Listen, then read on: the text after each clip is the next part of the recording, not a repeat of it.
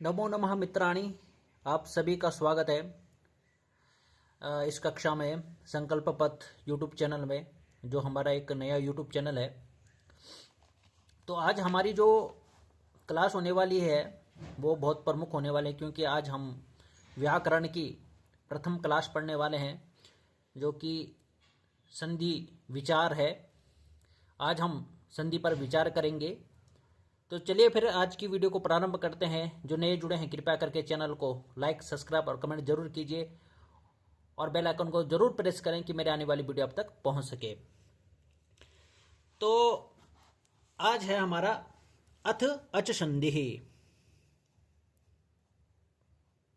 अथ अच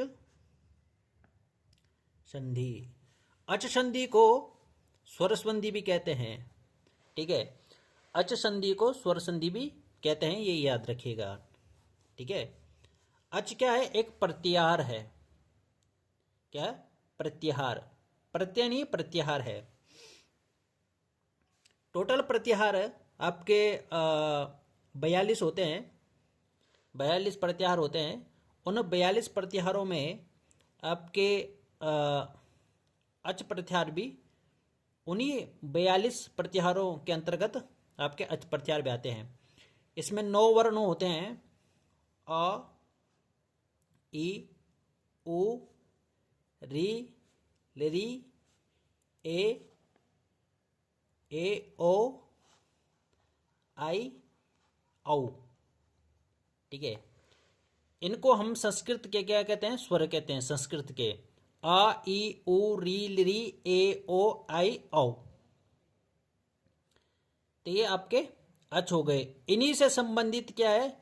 ये संधि है, और इसी से हम क्या करेंगे? संधि विचार करेंगे। इन्हीं वर्णों में हम क्या करेंगे? संधि विचार करेंगे। ठीक है, सबसे पहले कहा है कि संधि कहाँ होती है। यदि प्रश्न ऐसे उठता है तो बहुत सारे कहते हैं कि वर्णों में संधि होती है, वर्णों के मेल को। यदि हम वर्णों के मेल को संधि कहेंगे तो राम जाता है। ठीक है, मैंने संस्कृत में कहा कि रामः गच्छति, कि यहां पे संधि होगी। यदि आपने कहा वर्णों के मेल को संधि कहेंगे कि यहां पर संधि होगी, तो संधि नहीं होगी। ठीक है, ऐसा करने पर क्या हो जाएगा? इसका निषेध हो जाएगा कि वर्णों में संधि होती है। तो फिर कहाँ होती है संधि? वर्णों में नहीं होती, कहाँ होती है? क्योंकि राम गच्छति, यदि हम इनको अलग अलग करें तो वर्ण होते हैं। तो इन दोनों क्या, इन राम शब्द और गच्छति शब्द को मिलाकर हम वो कर सकते हैं, संधि कर सकते हैं? तो नहीं कर सकते हैं। तो फिर कहाँ होती है संधि? कहा है जहां समिता हो। ठीक है, समिता जहां हो वहीं पर क्या हो सकती है? आपकी संधि हो सकती है।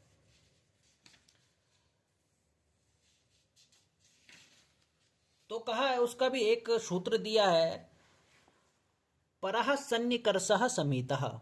ठीक है, परः सन्निकर्षः संहिता।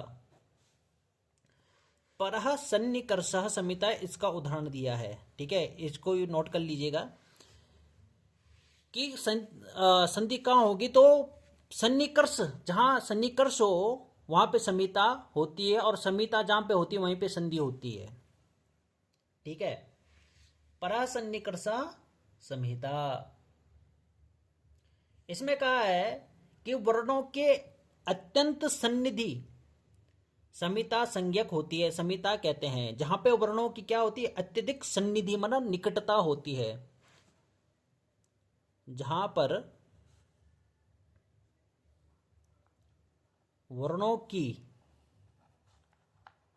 अत्यंत निकटता होती है। सन्निधि माना निकटता होती है, निकटता होती है, उसे संहिता संज्ञा से जाना जाता है। ठीक है, एक नाम दे दिया है, आपका नाम जैसे डोली दे दिया है, संतोषी दे दिया है। आप इस शरीर के क्या है पहचानने के लिए, जो शरीर दिया उसको पहचानने के लिए क्या है एक चिन्ह दे दिया है। ठीक है, चिन्ह मतलब नाम, संज्ञा। ठीक है, तो उसी प्रकार से वर्णों के मध्य जो निकटता होगी उस निकटता को समीता का नाम दे दिया है। ठीक है, समझ। अर्थात वर्णों के अत्यंत समीपता को समीता कहते हैं। जैसे कि विद्या प्लस आलय, आलय, विद्या प्लस आलय। अब इन दो शब्दों के जो मध्य, ये मध्य जो है वो समीता है। ठीक है,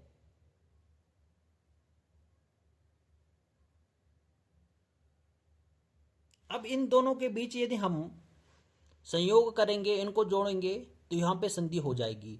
विद्या प्लस आलय तो क्या हो जाएगा, विद्यालय हो जाएगा। इसी को कहते हैं समीता।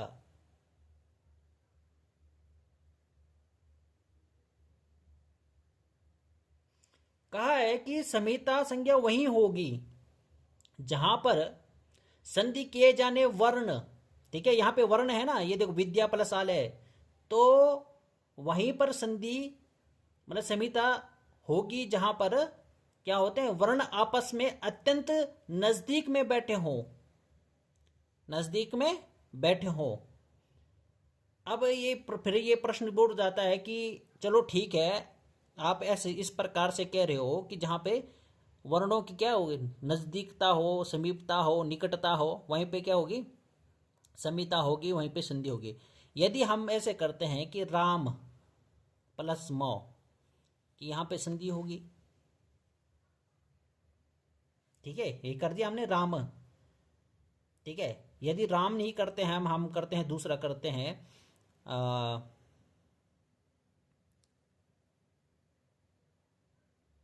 दिनेश खाता है, दिनेश और खाना, दिनेश भोजन, या दिनेश भोजन कर देते हैं, दिनेश भोजन। तो क्या इन इन दो शब्दों में क्या संधि होगी, नहीं होगी संधि। ठीक है, जैसे उदाहरण के लिए कहा है कि संधि करने वाले सारे सूत्र संहिता के विषय में ही कार्य करते हैं।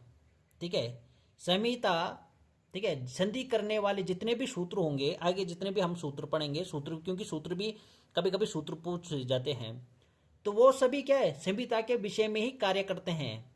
संहिता भी एक क्या है संज्ञा ही है, मतलब एक नाम है। जिनकी आपस में संहिता संज्ञा नहीं हुई उनकी संधि नहीं हो सकती। जैसे ये दिनेश और भोजन में क्या है संहिता नहीं है। ठीक है, दिनेश और भोजन में क्या संहिता नहीं है, निकटता नहीं हो सकती। ठीक है, तो यहां पे क्या होगी, संधि नहीं हो सकती। जैसे कि अब कहा है उदाहरण के लिए राम प्लस अवतार, राम प्लस अवतार। अब ये दे दिया है राम प्लस, राम के मौ के बाद क्या है, मौ को यदि हम अलग करेंगे तो र म हलंत आ गया, प्लस आ जाएगा। उसके बाद क्या है अवतार, आएगा, आया कि नहीं आया। तो मौ के बाद जो है वह अवतार के आदि, आदि जो आदि मतलब पहला, के क्या अत्यंत समीप में है। ठीक है, मौ का और अवतार का अत्यंत क्या है समीप में है, अतः दोनों आकारों के आपस में क्या है संहिता संज्ञा हो जाएगी। यहीं पे क्या होगी संहिता संज्ञा हो जाएगी, इसी को संहिता कहते हैं, इसी में संहिता संज्ञा हो जाएगी।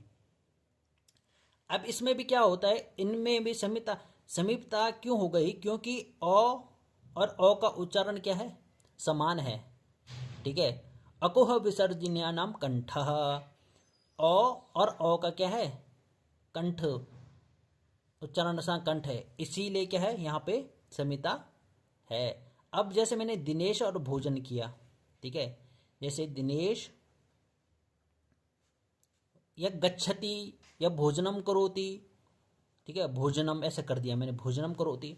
अब यहाँ पे सौ का तो अ है, लेकिन भोजन में भ है, ठीक है, और अ और भो का क्या है, मेल नहीं हो पा रहा है, यहाँ पे समिता नहीं है, निकटता नहीं आ पा रही है यहाँ पे, इस कारण से क्या यहाँ पे संधि नहीं हो सकती, तो ये आपका सही हो जाएगा। ये समझ लिया है। अब चलते हैं हम पहले उसमें चलते हैं, ठीक है। तो पहला है आपका यण संधि। ये थोड़ा सा मैंने परिचय दिया था आपको। अब आते हैं यण संधि में। यण संधि का सूत्र होता है एको यणचि, ठीक है, एको यणचि, याद रखिए सूत्र।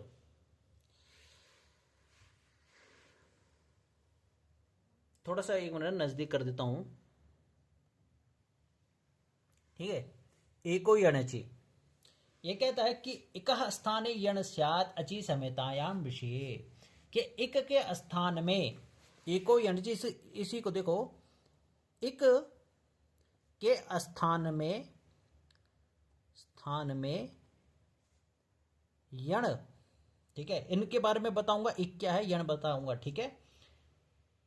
इक के स्थान में यण होना चाहिए, ठीक है, कि इक के स्थान पर यण होता है या होना चाहिए, किसमें, अच परे होने पर, अच पर में होने पर, और वो भी क्या, संहिता के विषय में, आ गए ना, संहिता के विषय में, विषय यहाँ पे संहिता के विषय में का तात्पर्य यही ऊपर, जो ये ऊपर मैंने आपको यहाँ पे समझाया है, इसीलिए मैंने आपको संहिता समझाया है पहले, ठीक है।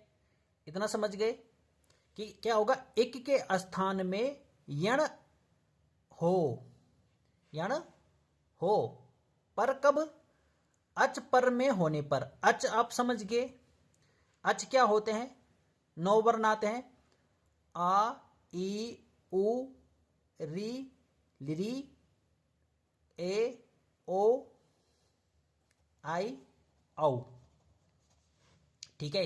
ये क्या है, ये अच हो गए आपके, ये अच हो गए। अब है इक, इक को समझ लीजिए। यदि मैं आपको कंप्यूटर में बताता, इसीलिए मैं क्लास ऐसा कर रहा हूं, कंप्यूटर में क्या आपको समझ में नहीं आएगा। अब इक क्या है, तो इक है ई उ री लिरी, ठीक है। यदि छोटा दिखाई दे तो जूम करके देख सकते हो आप, हैं, ठीक है, वीडियो को जूम करोगे तो आपको साफ दिखाई देगा। अब एक समझ गए। अब यण समझ लीजिए, यण क्या है, तो यण है य व र ल, ठीक है, ये क्या है, यण आ गए।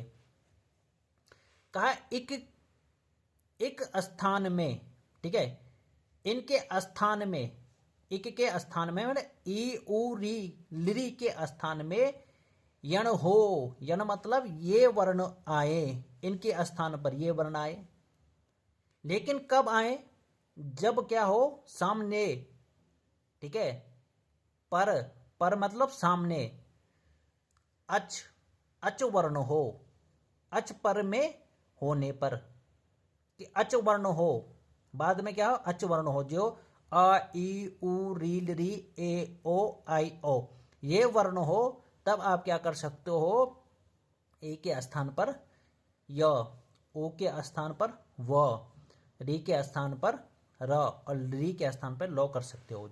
जैसे उदाहरण के लिए मैं एक उदाहरण देता हूं, ठीक है, जैसे यहां पे देखिए, यदि प्लस अभी, ठीक है, इनके मैं एक एक उदाहरण दूंगा। पहले मैं एक का उदाहरण दे रहा हूं, ठीक है, ये एक का उदाहरण है, उदाहरण एक का उदाहरण, अब यहाँ पे देखिए, यदि है प्लस अपी है। अब कहा है कि ई के स्थान पर हमको क्या लाना चाहिए, यो लाना चाहिए। तो यो कैसे आएगा, पहले हम इनको अलग करेंगे। तो यो पलम में हम ई निकाल देंगे और बाद में क्या है, अ है। अब कहा है ना अच, ये देखो अच पर में हो मतलब बाद में हो, ठीक है। पर में मतलब बाद में लगा लो आप। यदि के बाद क्या है, ई के बाद ही क्या है, ओ है। और ओ क्या किस में आता है, अच में आता है ना। ये देखो ओ, यहाँ पे ये ओ है, तो ये हो गया। अब नियम हमको क्या कह रहा है कि इक के स्थान पर यण हो अच परे रहने पर। तो ठीक है, सही है, ई है। ई के बाद क्या है, अच है। और ई और उ, अब ये यहाँ पे जो जो निकटता है वो समीता है। अब क्या कहा था, समीता के विषय में, और समीता के विषय में ए का स्थान क्या है, अकोह विसर्जनम कंठ इचु यशानम तालु, कंठ तालु, ठीक है। कंठ और तालु है, ठीक है, कंठ और तालु। तो इस प्रकार से हम क्या करेंगे कि जो एक के स्थान पे यहां पे आ जाए, इचु यशानाम, इचु य, ठीक है। हम यदि तालु स्थान देखेंगे तो क्या है, ई चू य शानाम। तो एक ई भी आता है, चौवर्ग भी आता है, ठीक है। सिर्फ यो छोड़कर, यो क्या है, नासिका वर्ण है। तो 4 वर्ण क्या है, चौवर्ग के आगे, और यो भी आगे इसमें, ठीक है। अब यहां पे हम देखेंगे कि यो किस में आता है, किस में आता है, तालु में आता है। तो इसी के स्थान पर क्या आ जाएगा, यो आ जाएगा, यो आ गया, ठीक है। और ऐसे ही रहेगा, ठीक है, क्योंकि ए के स्थान पर आएगा। ऐसे नहीं कहा कि ओ भी इसमें हट जाएगा, ऐसे नहीं कहा है, सिर्फ ए के स्थान पर आएगा। तो अब मिला दीजिए, क्या हो जाएगा, क्या बना, इस प्रकार से य दो आया, सॉरी यो पूरा है, यो पूरा लीजिए, दो हलंत है, प्लस क्या आ जाएगा, यो आ जाएगा, प्लस अपी इसमें आ जाएगा, ठीक है। अब हम इनको मिलाएंगे तो य दो यो मिल जाएगा, द्य, ठीक है। और भी क्योंकि इसमें मिल जाएगा यद्यपि, इस प्रकार से आपका यद्यपि रूप सिद्ध हो जाएगा, ठीक है। आए समझ में, यद्यपि, ठीक है। अब इसका मैं एक और उदाहरण आप वो को देता हूं, ठीक है, तो उसको और भी अच्छे से आप समझ सकते हो।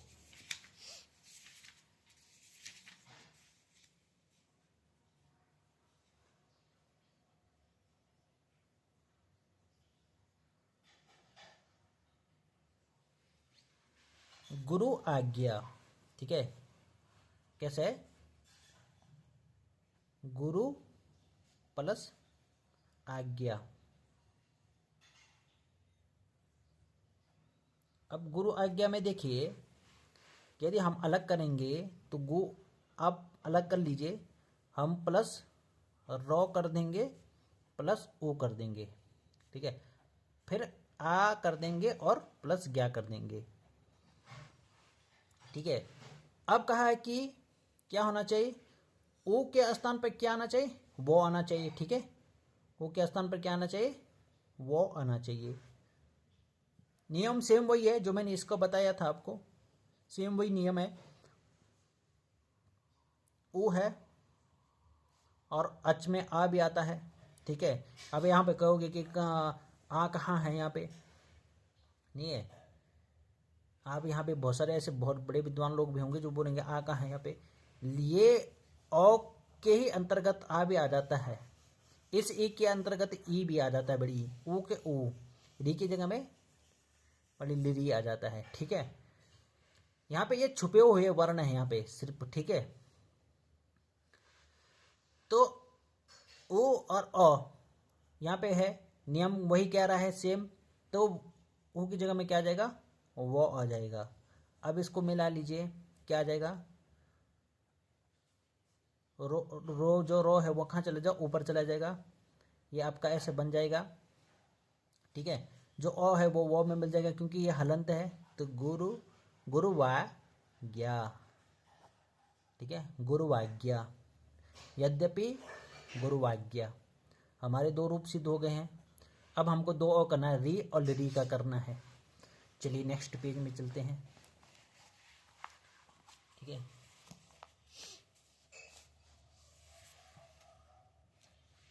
अब है री का, जैसे भ्रातृ प्लस आज्ञा, भ्रातृ प्लस आज्ञा, भ्रातृ प्लस आज्ञा हो गया है।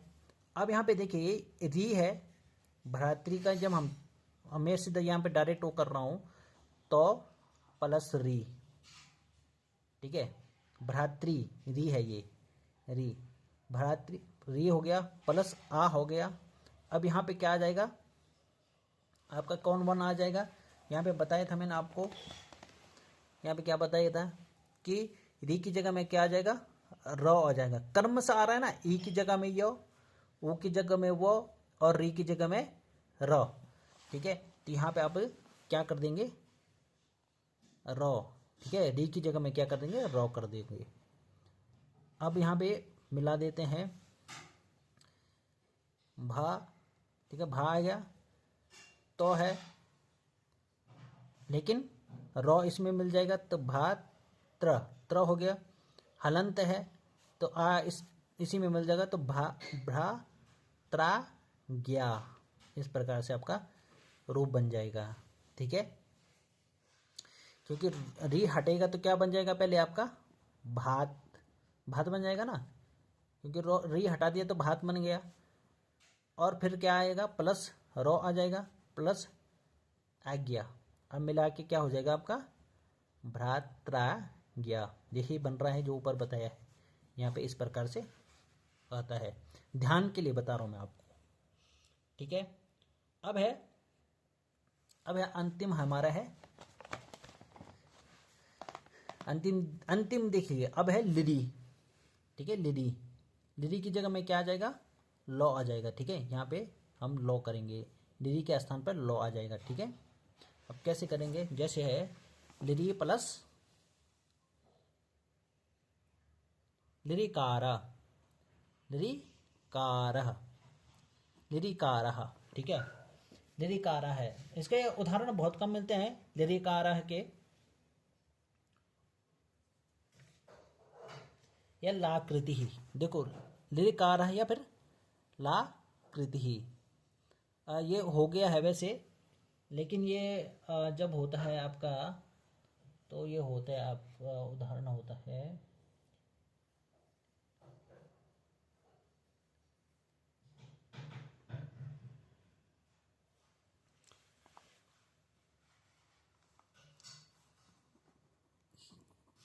लाकृति ही है, ठीक है, लाकृति ही। लेकिन ये इसका विच्छेद क्या होता है, ये जो विच्छेद होता है ये होता है ली प्लस आकृति ही, इस प्रकार से ली प्लस आकृति ही, ठीक है।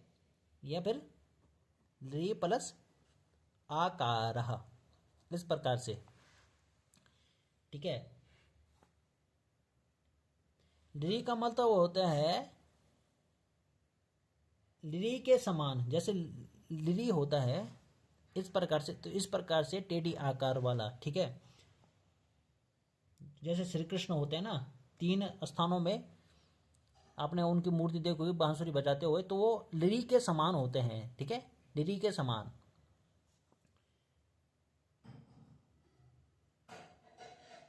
लाकृति ही, लाकृति को श्री कृष्ण के आकार को बताया है, लाकृति ही। अब यहाँ पे देखिए, यहाँ पे क्या है, लिरी है, अब लिरी के स्थान पर लौ आएगा, ठीक है, लिरी है, उसके बाद अच है, तो लिरी का जो स्थान है, उच्चारण स्थान, वो लौ का भी है, तो ली के स्थान पे क्या आ जाएगा, लौ आ जाएगा। हलंत है प्लस आकृति ही हो जाएगा। अब मिला दीजिए तो क्या हो जाएगा, ला कृति ही। इसी प्रकार से ली की जगह में क्या आ जाएगा, लौ आ जाएगा। यहाँ पे आकार आकार हो जाएगा, उसके बाद लाकार। तो इस प्रकार से हमारा क्या हो गया, ये अच संधि हो गया है आज की। ठीक है, ये अच संधि के 4 उदाहरण हैं। अब इन 4 उदाहरणों को यदि आप ध्यान से देखेंगे, 2-3 बार देखेंगे, तो कोई सा भी उदाहरण हो वो आप कर सकते हैं। तो अब मैं आपको कुछ उदाहरण दे रहा हूं, वो आपको करने हैं। मध्वरी, ठीक है, मधुरी, ये प्रमुख है, लघु सिद्धांत से पूछे गए हैं सीधे। इनको ध्यान से देखिएगा। ये उदाहरण मैं आपको दे रहा हूं, आपको ये करने हैं। आपके कमेंट का इंतजार करूंगा। शुद्धोपास्य, जो प्रश्नों में मैंने कल प्रश्न आप लोगों को दिया था, वो प्रश्न सिर्फ डॉली जी ने ही भेजा है। उसका उत्तर वेद से मैंने प्रश्न पूछा था, लेकिन आप में से किसी ने नहीं दिया, सिर्फ डॉली जी ने दिया है। तो डॉली जी, आपका उत्तर बहुत सही है, बहुत सुंदर। ऐसे जवाब देते रहेंगे तो सफलता जरूर मिलेगी। मध्वरी शुद्धोपास्य, इसके 2 रूप बनते हैं। इसको नेक्स्ट में 2 रूप बता दूंगा आपके। ठीक है, उसके बाद है धात्रंशः। धात्रंशः, एक मिनट, ये ऐसे नहीं होगा। धात्रंशः, धात्रंशः। और उसका तो मैंने दे दिया है, फिर भी मिलता है। और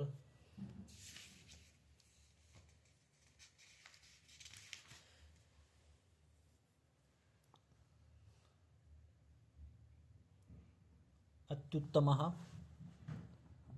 अत्युत्तमः,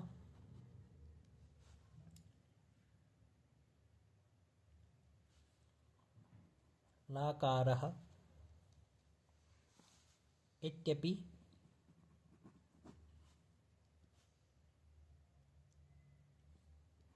प्रत्यादेशः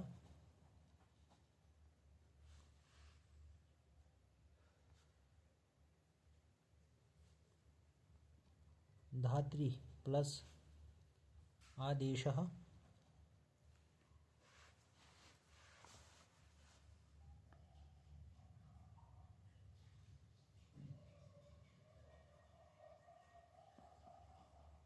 वधू प्लस अलंकारः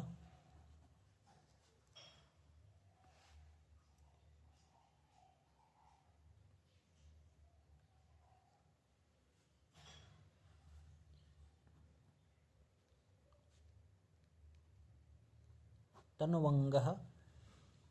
ठीक है, इनको कर लीजिए पहले। ठीक है, ये मैं आपको दे रहा हूँ ये करने के लिए। अब इनके क्या है, कमेंट आपके आने चाहिए, इनके विच्छेद कैसे होंगे। ठीक है, यह जो मध्वरी, शुद्धोपास्य, धातरंशा, अत्युत्तम, लकार है, इसके आपको विच्छेद करना है। ठीक है, और इनकी क्या संधि करनी है, जहाँ पे मैंने तोड़ रखा है यहाँ पे। और कमेंट करके जरूर बताइए कि वीडियो आपको कैसे लगे, और ज़्यादा से ज़्यादा शेयर कीजिए। धन्यवाद।